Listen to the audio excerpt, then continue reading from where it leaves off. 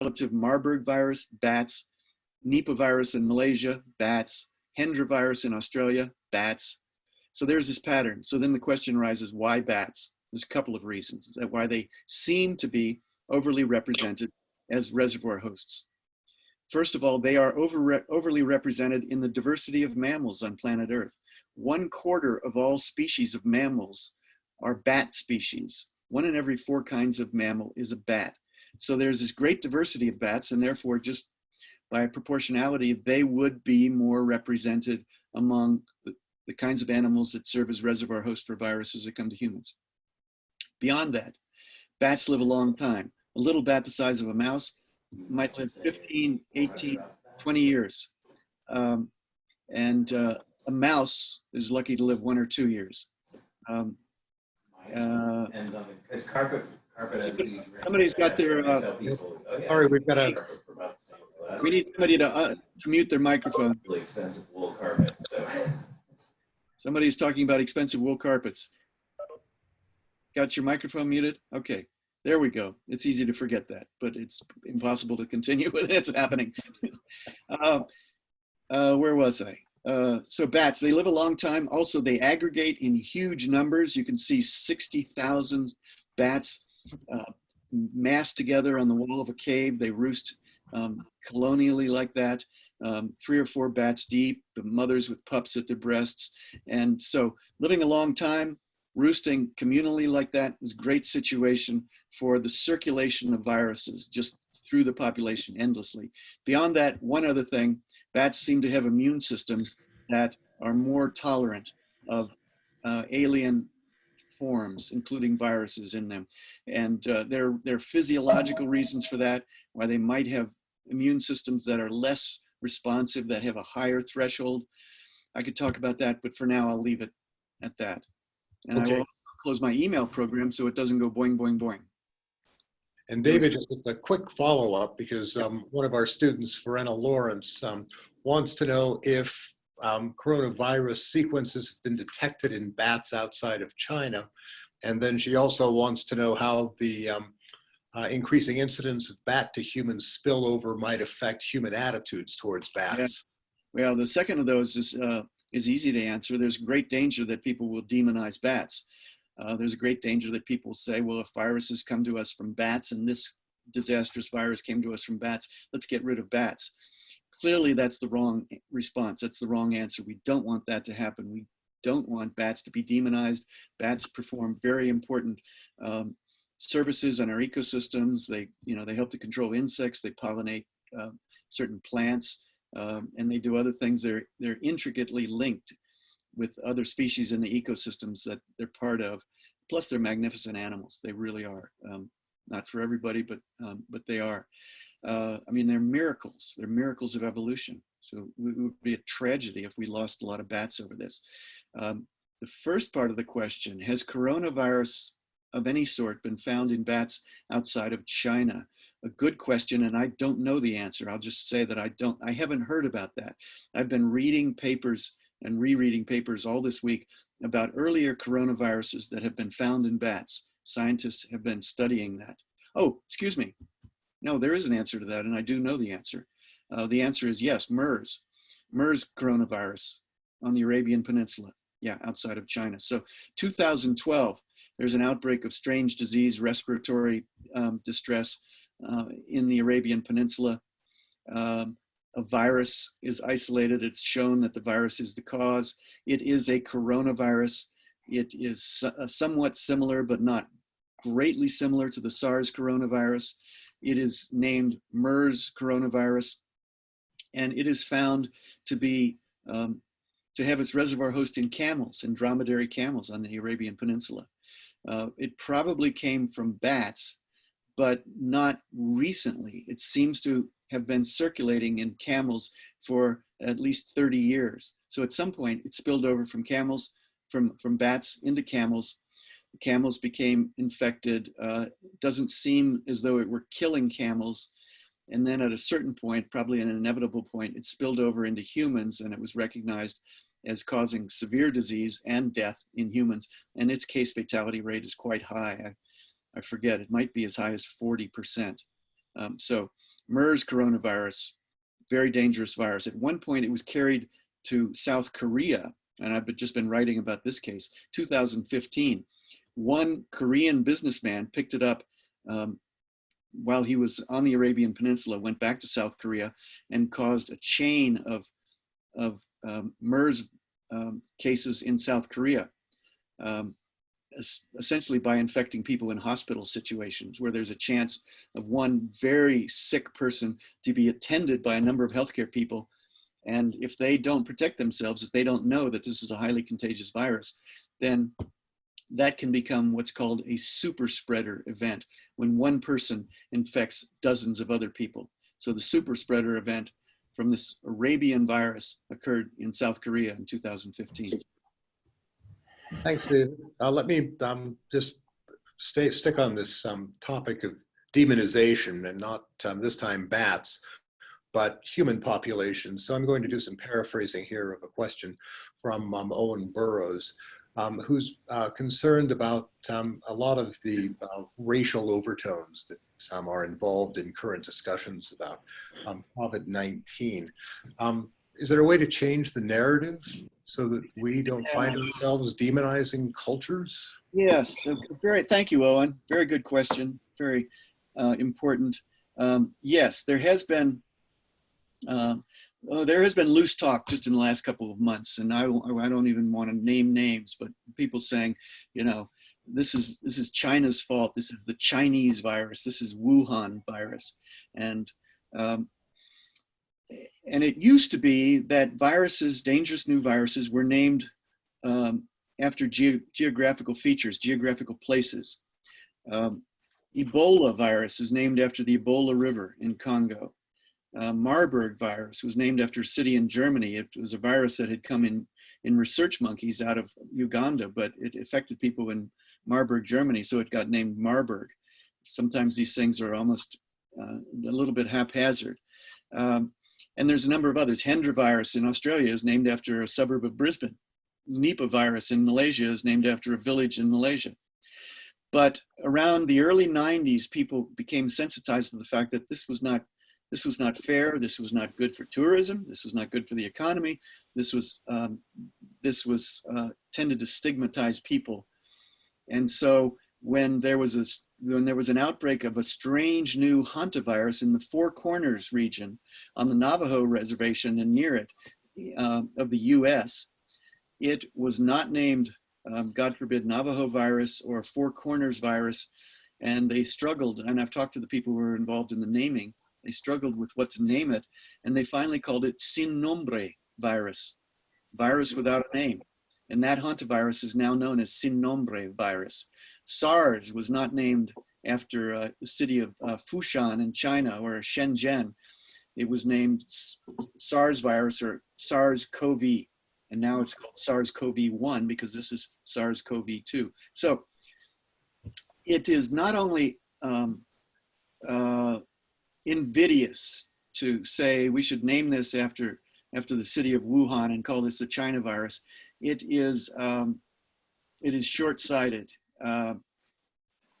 These spillovers can happen anywhere. There are multiple causes, and the fact that people are transporting wild animals live to markets is a risk behavior. And it would be very good if China not only outlaws that trade, but enforces the outlawing. And we'll see whether that happens or not. Only China can decide that.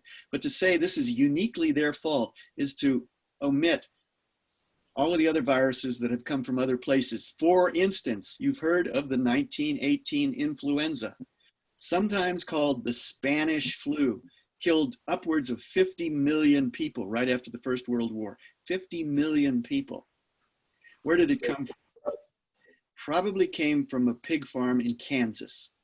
Did not come from Spain. It was named Spanish influenza because Spain, not a party to World War I, was the only place where people could talk openly about it. So it became known as the Spanish influenza. Could better have been called Kansas flu or the America virus. 50 million people. So when somebody starts talking about, well, you know, China, we should cancel debt obligations to China to punish them for this virus, then let's think about reparations for the tens of millions of people who died around the world because hog farmers in Kansas were unfortunate enough to have a virus that spilled over from one of their animals into humans. So David, I'll just inject a couple of comments about the Spanish flu, the World War I virus, because many of the students here and many of the people in the public and faculty may not know that that particular pandemic had a dramatic impact on Bozeman, Montana. 80 people died as a result of the pandemic here in Bozeman. That was about 1% of the population of the Gallatin Valley. It was a horrific disease on this campus, not Montana State University, then Montana State College. Linfield Hall, home to Ag here, was turned into an infirmary, and downtown the Gallatin High School next to the Wilson Auditorium was also turned into an infirmary. Students died, especially those in the precursor to ROTC. They were deployed as medical assistants, and they, of course, wound up contracting that contagion. So and I have some other questions for you just about the processes of forgetting, because I think that's terrifically important. But I want to go back to the student questions for a minute. We have several questions. Here's one from Brooklyn Hunt about scientific communication. And Brooklyn asks this, as young scientists, what do you suggest we do to better our scientific communication skills? I get asked this by scientists and by scientific organizations, and sometimes I'm asked to help them raise their skills in science communication or something. Not that I couldn't teach writing, which I never have done, and I don't think I can do. But I know there's a lot of pressure on scientists, probably particularly young scientists, to communicate their work, to explain their work, to communicate their results to the public. Part of that comes from universities. Part of it comes from the fact that scientists have grants, and the grantors expect them to transfer knowledge to the general public. So there is legitimate pressure on scientists for more transfer of knowledge about their work to the general public. Does that mean that scientists have to become writers? They have to be able to write popular articles in magazines? No, it doesn't. I hear from scientists who feel like they're sort of pressured on this, and they're beat up, and they feel like, well, you know, I'm just not good at that. I write scientific journal articles. It's a very different kind of writing. Being a scientist is a full-time job. I respect that hugely. And it's not part of your job description, I would say, at least as I construe the doing of science, to be able to communicate it to the general public.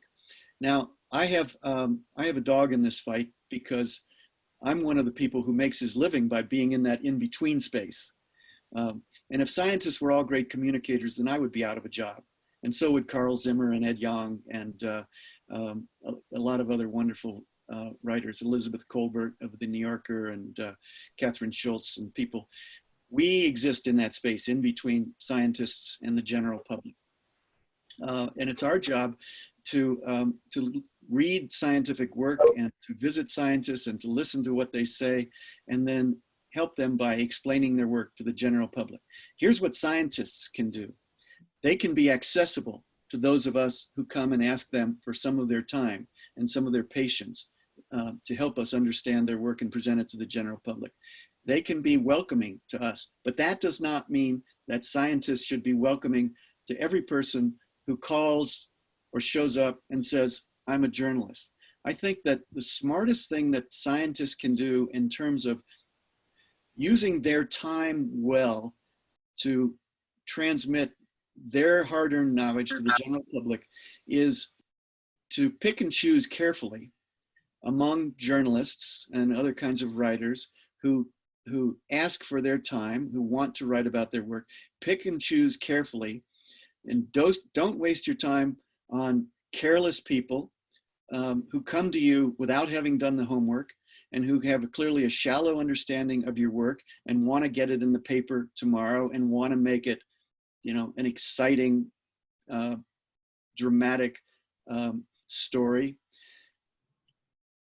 Find ways to pick and choose, and find the writers, the journalists who will be careful, who will be conscientious, who will double check things with you, who will get the facts right, who will get the terminology right, and still manage to create a story that's very palatable to the general public. And if you spend time on a particular journalist and you get burned, you're misquoted in the paper the next day, then just block that person as you block somebody on social media, and invest your time in writers, journalists who are more careful and conscientious. So related to writing, David, a couple of students are curious about the role of the writing of fiction in science communication, and whether that should be used in discussions of this and future pandemics. And one student says that she's read Spillover more times than more of their books except Harry Potter. So just maybe a couple of thoughts about the role of fiction in all of this. Well, as Bob, I think, mentioned at the beginning, I am a former fiction writer. I started my career as a fiction writer. I published 3 novels and 1 book of short stories, and I haven't written a lick of fiction since 1988. I am now, I don't know if I'm fully recovered from being a fiction writer, but I'm a nonfiction writer. And when I write nonfiction, I may benefit from the training and the experience that I had in fiction writing. I did my graduate work on William Faulkner. And, well, somebody needs to mute, please. There we go. So I'm grounded in the techniques of fiction, and sometimes I probably use some of those techniques when I write nonfiction, but I do not fictionalize, and I do not approve of people who fictionalize nonfiction. If you want to write a novel that's about a scientist, you're in good company with Sinclair Lewis and a lot of other people, the novel Aerosmith, but if you want to write nonfiction and call it nonfiction, then don't manufacture quotes from paraphrase, don't create composite scenes, don't create composite characters, don't improve the facts that you have to make them more dramatic. None of those are valid in nonfiction, although there are nonfiction writers on the New York Times bestseller list probably every week who don't observe those, what I consider golden rules. I'm old school on this. So if it's going to be nonfiction and presented to the public as nonfiction, then every fact should be a real solid fact. There is a stretch in Spillover where I imagine essentially a scenario, a hypothetical scenario for how the spillover, the original spillover of HIV, the pandemic strain of the AIDS virus, got from the southeastern corner of Cameroon in about 1908 to the rest of the world in the 1980s. How did that happen? And so I create a hypothetical scenario, you could call it fiction, of a story about a character that I call the Cut Hunter, another character that I call the Voyager. And I imagine how it might have happened. But constantly through that section, and it's almost, the whole AIDS chapter is 100 pages long.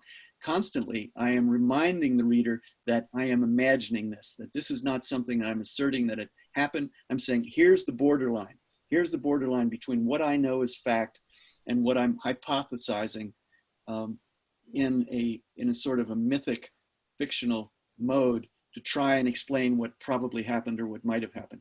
So, so I can't say that I never use the techniques of fiction in nonfiction, but I try and make very, very crystal clear when I speculate in fictional mode.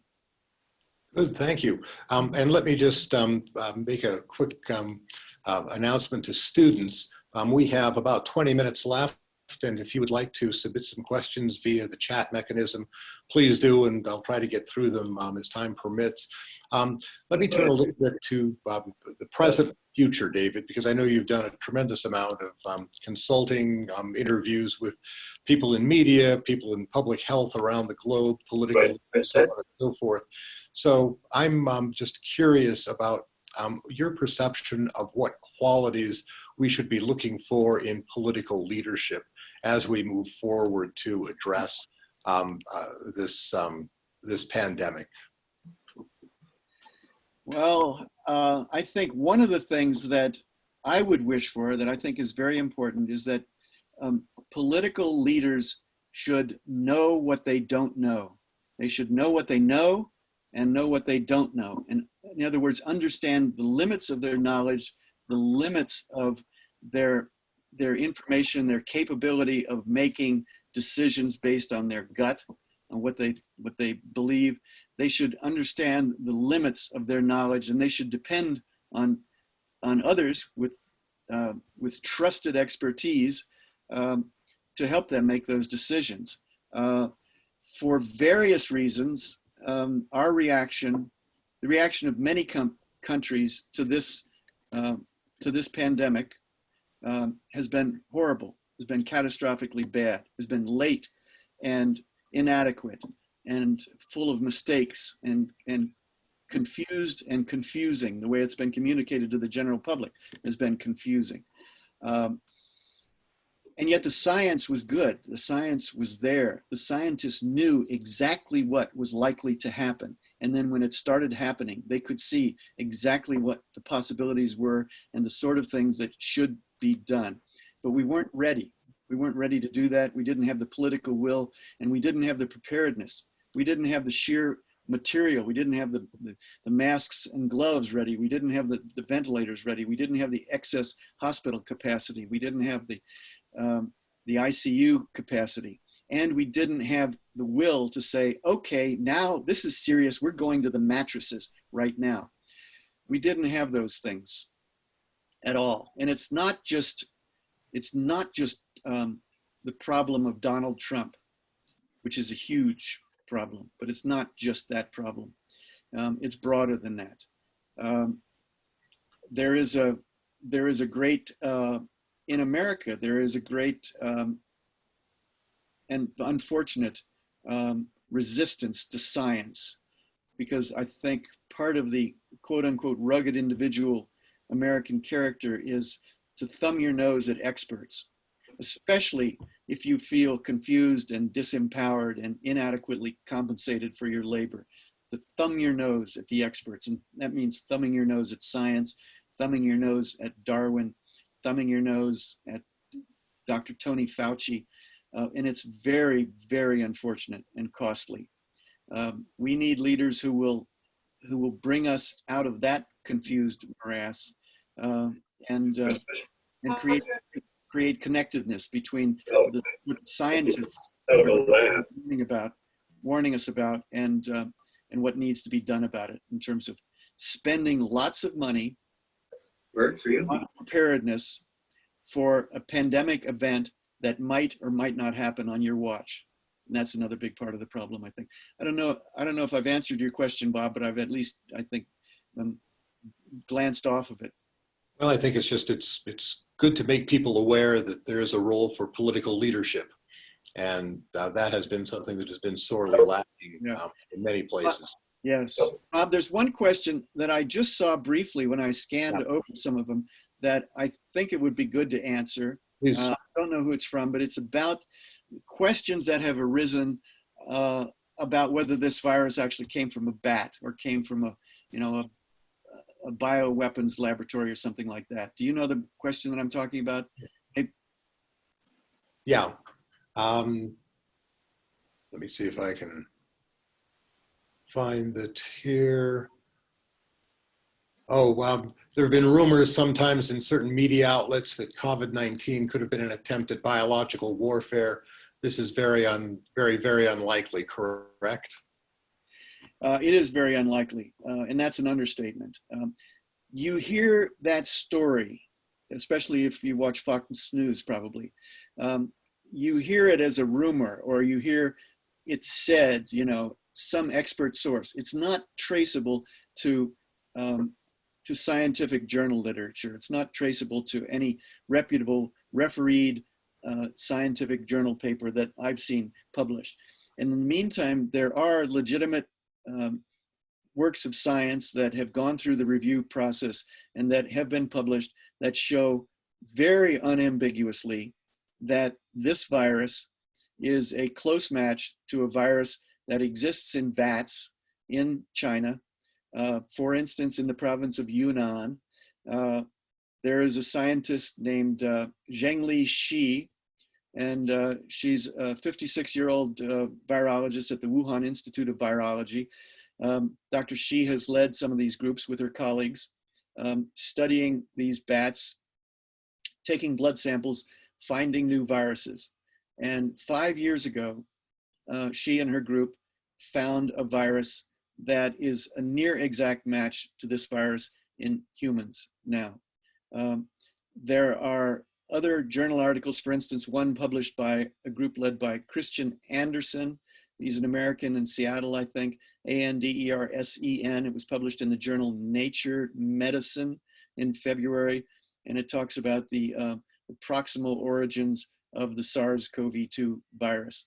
And again, they have molecular data that show that this is a bat virus that has gotten into humans recently. Good, thank you. Let's move to another question. Could you share your views on the likely effects of COVID over the next year or two and what we need to do to prepare for the next spillover? Okay, over the next year or two, likely effects. I'm listening to the same experts you're listening to. Maybe I'm having a chance to read more scientific papers. What I'm hearing is that we should not expect a vaccine in the next year. It might be 2 years. I just was reading that today from Ed Yong in The Atlantic, who is somebody that I trust very much. And he's been talking to vaccine developers. Maybe a year, if we're lucky, for a vaccine. A vaccine will help with this, but a vaccine will not eliminate the problem. It seems almost certain that this virus, SARS-CoV-2, is going to be with us forever now. It's going to be with humans. I don't think we're likely ever to eradicate it. But we can reduce it to a minor, though occasionally dangerous, endemic infection, the way measles is. You know, measles still kills people. We've never gotten rid of measles. We've vaccinated away most of our jeopardy to measles, but occasionally measles gets into a population of people who haven't been vaccinated. I think it happened recently in the South Pacific. Maybe it was Samoa, but I'm not sure of that. And measles can have a high case fatality rate when it gets into a population like that, that has no historically developed herd immunity. This virus is likely to turn into something like that, but only after a lot of people around the world have become infected and a lot of people have died. And so I foresee a real up and down process over the next year or two. Great pressure to open things, open economies, open businesses again, open schools. There is going to be great pressure for that, and it's legitimate pressure, but there is always going to be a danger that you know, it can come back into that community, and when it comes back into that community, it's going to be bad again until we have a vaccine and we get almost everybody vaccinated. So that's what I see over the next 2 years, a real roller coaster of hope and heartbreak, and then hope again, and then relief, and then maybe some more heartbreak, and then some gradual alleviation. In terms of preparing for the next one, we need to start that.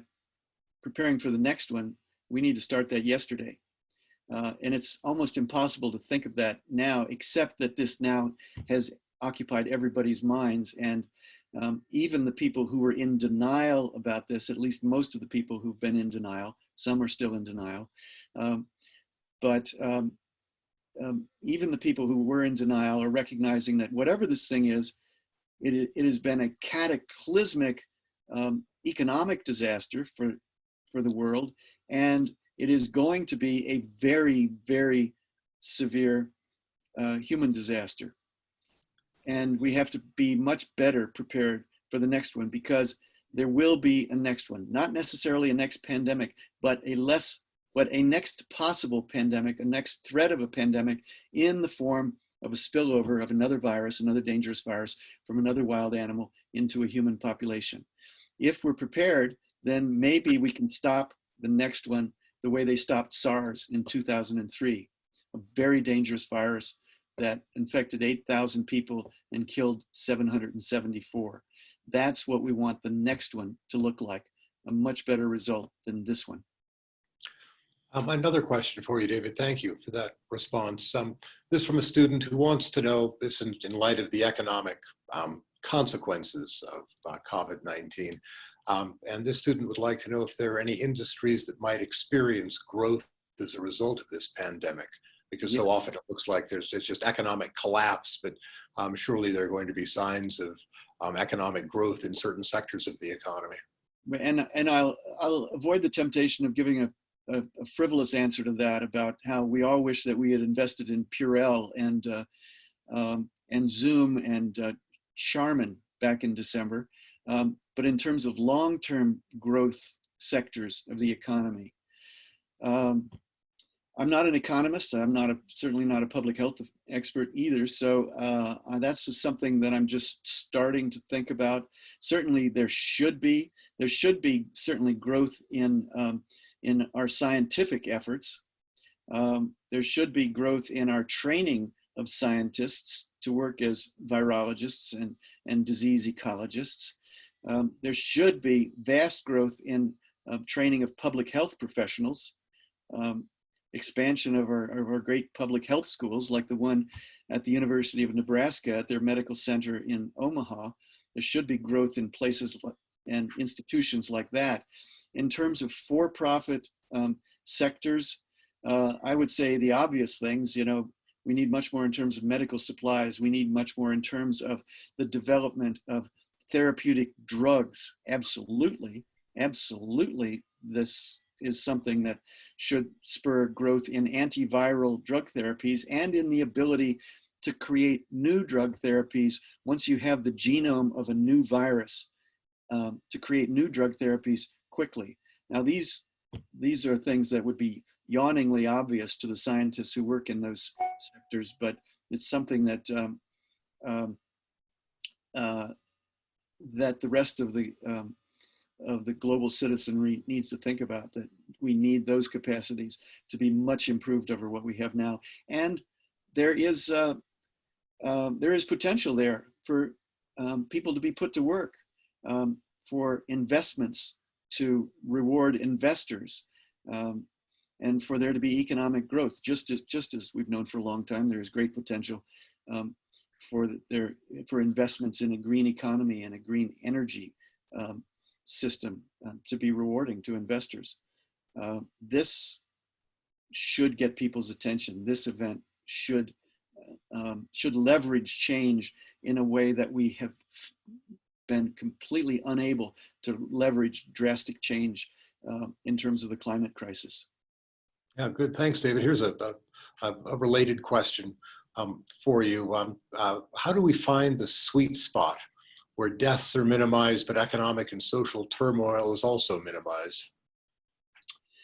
That's the big dollar question, I guess. Right. That's a question for King Solomon.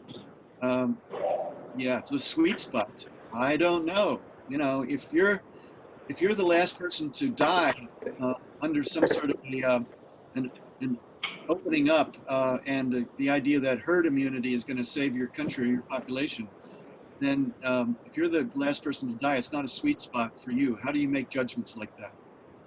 Yeah. I think we've got somebody with an open mic again. Yeah. And again, if I could ask people in the audience to mute their microphones to get feedback. I think that did it. Thank you very much. There are a couple of questions that have come up, David, about agriculture, animal agriculture. And sorry, we still have a microphone that's on. Could you mute the microphone, please? I think the problem with the microphone being not muted is solved. Okay. Is it? Okay, good. Thank you. So what role does animal agriculture play in hosting and spreading viral diseases? And what can farmers and ranchers do to mitigate the risks their animals pose to consumers? Right. Well, that is a very important zone of questioning, because it is true that this is not just a matter of wild animals. This is a matter of domestic animals as well, which sometimes are the amplifier hosts of these very dangerous viruses. And the situations in which livestock are raised can contribute to the degree of jeopardy of domestic animals being amplifier hosts, being intermediate hosts for these dangerous viruses. I mentioned the pig farm in Kansas back in 1918. This is not absolutely proven, but it is suspected that the virus began on a pig farm. Pigs are especially dangerous when it comes to influenza viruses, because they can be mixing bowls. Influenza viruses have a unique capacity not just to mutate and change and evolve and adapt, but to pop apart. The genomes of influenza viruses can pop apart into 8 different segments and then reassort. So you have 2 different strains of influenza that might be infecting one animal, for instance, a pig. They might pop apart and recombine, reassort into a new virus that comes out of the pig as something that is both very infectious for humans and very lethal in humans. And that seems to be what happened in 1918. There's a case in Malaysia, the Nipah virus. It came out of bats, and it also fell into pigsties. It fell into piggeries because the bats were feeding on fruit in trees overhanging these massive pig corrals in Malaysia. And that ended up killing people. Poultry, in areas where poultry is raised in huge flocks closely adjacent to where people live. Poultry can be very dangerous because poultry picks up viruses, particularly influenza viruses. The influenza viruses all come originally from wild aquatic birds, but they get to humans generally by way of domestic poultry, chickens and ducks. You know, there are other stories. I mean, bovine spongiform encephalopathy, you know, mad cow disease, not a virus, but a prion disease, like our own chronic wasting disease. Those can come through domestic animals too. So yeah, there is a role. There is a certain responsibility to be assigned, not necessarily just to domestic animals, but in particular to the factory scale, industrial scale farming of domestic animals for meat or for eggs that can be endangering in terms of the transfer of new viruses. Good, thanks, David. We're going to be out of time here before too long. I want to ask you a question about an institution that's near and dear to a lot of us, and that's universities. So as you look to just the way out and the way forward, have you thought about the role universities, colleges can play in shaping a future that will mitigate against this kind of lack of preparedness for pandemics like this? Yeah. Well, yes, of course. I mean, in several ways. I've mentioned already the most obvious ways. We need more scientists. We need more biologists. We need more disease ecologists. We need more virologists. We need more public health professionals. All of those sorts of training coming out of our universities. We need much more of that. We need much more people coming out of university with a basic understanding of evolution. You know, whether you're going to be a doctor or a lawyer or a teacher or an insurance salesman or go back to northern Montana with an agriculture degree and be a rancher. It would be preciously valuable if more people understood evolutionary, but a little bit of the grand fact, the grand truth, the grand history of evolution. Beyond that, probably, Bob, but very briefly, to just touch on a huge subject, I think the most important thing is just critical thinking. Our universities are crucial in helping young people understand how to be critical thinkers, how to judge information that comes to them as likely valid or likely invalid, dubious or persuasive, biased or objective.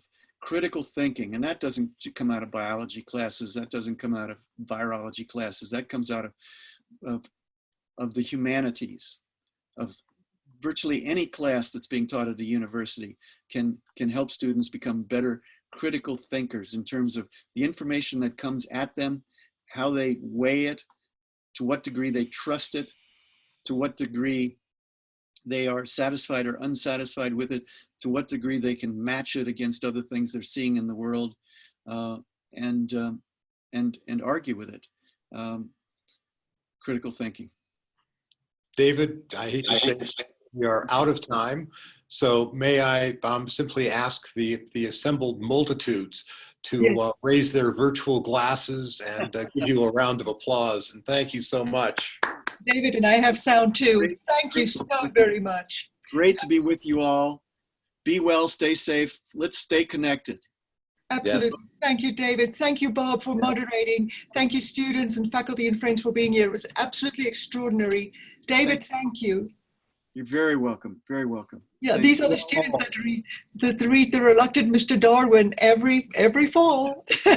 Well, I'm honored and tickled to be part of this conversation this afternoon. Thank you for your time, David. Bob, thank you so much for moderating. Thank you, Bob. Thank you to everyone. Thanks for the great questions. Thank you. Thank you all. Well, bye-bye. Bye.